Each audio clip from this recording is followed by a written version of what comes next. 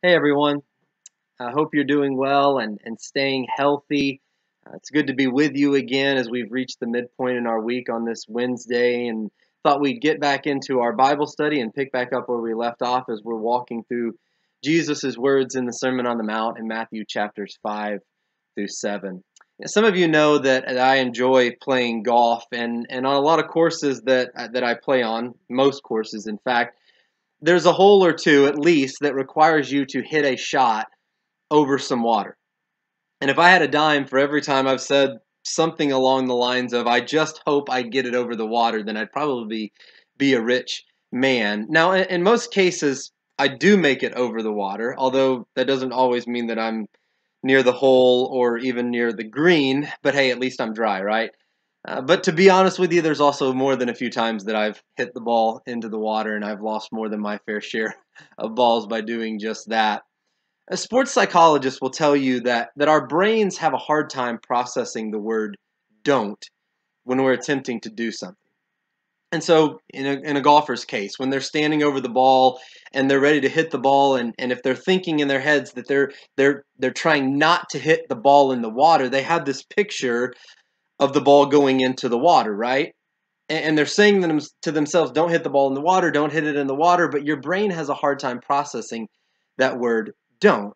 It just sees the picture that you have in your head, and you tend to live out of the picture that's in your head.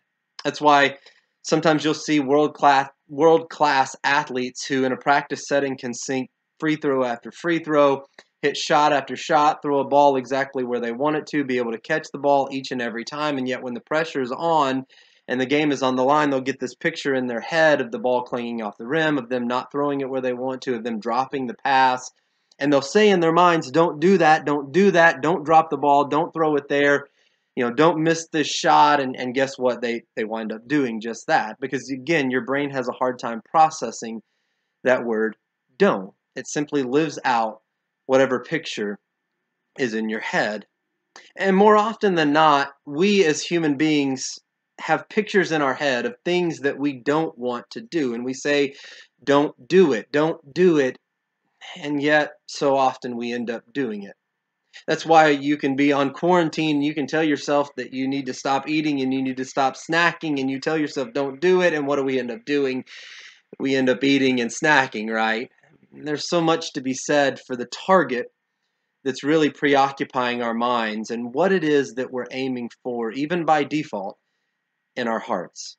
And so last week we talked about and we focused on a verse that Jesus gives us in Matthew chapter 5, verse 20, that he gives us a target to aim for, right? And he says, for I tell you that unless your righteousness surpasses that of the Pharisees and the teachers of the law, you will certainly not enter the kingdom of heaven. And we spent some time talking about how when Jesus says this, he's not necessarily calling us to a righteousness that is, to be more obedient, right? More obedient than the Pharisees and the teachers of the law, but instead he's calling us to a deeper obedience.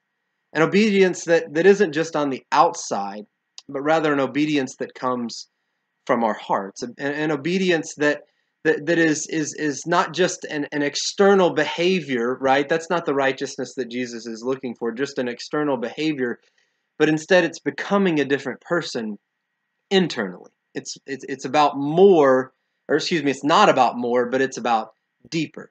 And it's in going that route, the route of becoming a different person on the inside and pursuing a righteousness from the heart, that actually makes it possible for us to live more righteously in the long run, because we live from our hearts for better and unfortunately for worse. And so for the rest of Matthew chapter 5, Jesus is going to give us really 6 real-life examples of what it looks like for us to live out this righteousness from the heart. And we're going to look at the first of those examples today and the rest of our time tomorrow. And that comes from Matthew chapter 5, verses 21 through 26. And here's what he says, starting in verse 21. You have heard that it was said to the people long ago, do not murder, and anyone who murders will be subject to judgment. But I tell you that anyone who is angry with his brother or sister will be subject to judgment. Again, anyone who says to his brother Raka is answerable to the Sanhedrin, but anyone who says you fool will be in danger of the fire of hell. Therefore, if you are offering your gift at the altar and there remember that your brother or sister has something against you, leave your gift there in front of the altar. First go and be reconciled to your brother or sister. Then come and offer your gift. Settle matters quickly with your adversary who is taking you to court. Do it while you are still with him on the way, or he may hand you over to the judge, and the judge may hand you over to the officer, and you may be thrown into prison. I tell you the truth, you will not get out until you have paid the last penny. Excuse me. When Jesus says these words, he's addressing the target in people's minds for what they thought righteousness was in their day when it came to how you live when you're at odds with somebody, you're in a broken relationship with somebody. They thought, well, when you're in a broken relationship, when you're at odds with somebody, just don't murder them, right? Just don't hit it in the water. As long as you don't murder, you're good. You can be angry. In fact, that word for angry in verse 22 is in the Greek means intensely angry. And so you can be intensely angry. You can insult. You can label. Just don't murder, right? But Jesus comes along and he says, that's not really the target. Now, he does want us to get it over the water, right? He doesn't want us to murder. But just because we don't murder doesn't mean that we're anywhere near the green or near the target that we should be in our hearts. He then goes on to talk about how we are accountable for our anger and for our words. In fact, he says that we're not just subject to judgment for murder, but we're also subject to judgment for our anger with each other, as well as our words about each other. Because we've even got it wrong if we think that simply not being angry with them or not insulting them is the target, because that's not the target either. Not murdering is not the target. Not being angry is not the target. Not even watching our insults and our labels is not the target. So what is the target?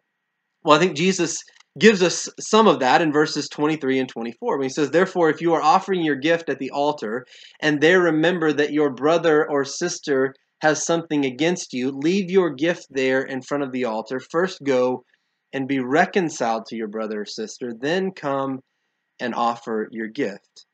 The target that Jesus is giving us is reconciliation. It's restoration. That's the righteousness that Jesus is aiming for. And to Jesus, it's so important that we ought to interrupt our worship ritual, our worship practices, and go and be reconciled to that person until we go any further with God. Why? Because as far as God is concerned, that's worship too. As we talked about last lesson, in all 6 of these examples that Jesus is going to give, Jesus talks about the kind of righteousness that he's aiming for. And his situations all involve how we relate to each other. The righteousness isn't just a vertical thing between us and God, but it's also horizontal matters between us and others. And in this example, Jesus talks to us about seasons in our lives that involve broken relationships and living at odds with somebody, because the reality is, right, that's going to happen. I mean, that's just a part of living in this life. We don't like it. It's not a good part, but we are going to have those instances and those seasons in our lives when we deal with that. And so what does it mean to live righteously from the inside out? Well, I think one of the things it means is that our target ought to be working toward restoration and reconciliation. The target isn't just to keep from killing them or simply being angry with them. The target is one day to be at a place of reconciliation and restoration. And so we need to be working toward that end. By the way, look again at verses 23 and 24. Jesus says, therefore, if you are offering your gift at the altar and there remember your brother or sister has something against you. Jesus isn't just talking about times when we're angry with someone else, but also when somebody else has an issue with us. They're angry with us. Jesus says, leave your gift there in front of the altar and first go and be reconciled to your brother or your sister. Then come and offer your gift.